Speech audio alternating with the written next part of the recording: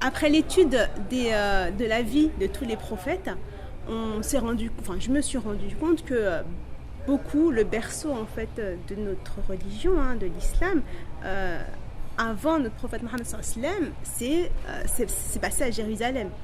Voilà, il y a eu Ibrahim, il y a eu Sayyidina Isa, Moussa, je veux dire tout ça, c'était alayhi salam, ça s'est passé là-bas.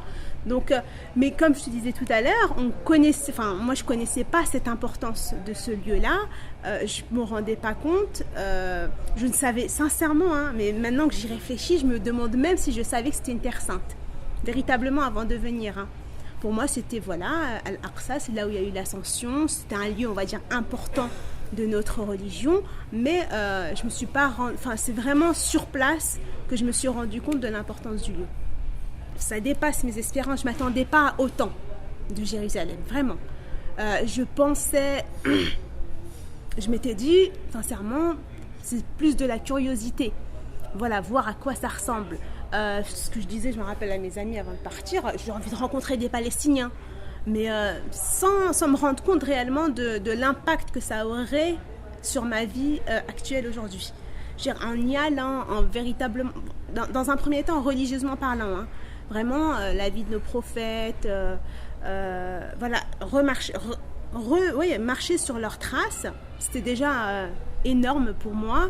Et après, tout ce qui est se rendre compte de toute cette injustice qui franchement ça va au-dessus du fait que ce soit des musulmans ou des juifs ou le conflit, c'est vraiment cette injustice, c'est pourquoi opprimer un peuple, pourquoi, qu'est-ce que tu vaux de plus que ce peuple-là, voilà, c'est vraiment ça, c'est se dire voilà, ça reste des êtres humains, donc après faut passer au-dessus de tout ça, mais bon, après tout ce qui est politique et autres, c'est autre chose, mais bon, c'est voilà, après tout ça, ça fait on se rend compte de cette oppression et le fait de l'avoir vécu aussi.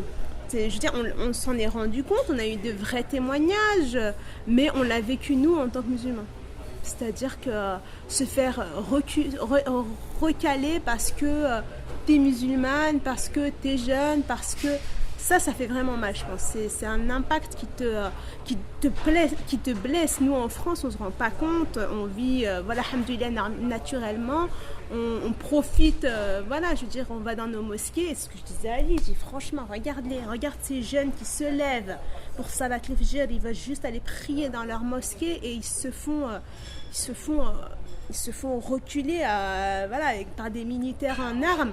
Et je dis, nous, subhanallah, on a ces mosquées-là et on n'a pas ce réveil. Je me pose la question, parfois, je me dis, on est je sais pas, moi, je me considère comme ingrate. Après, je me dis, voilà.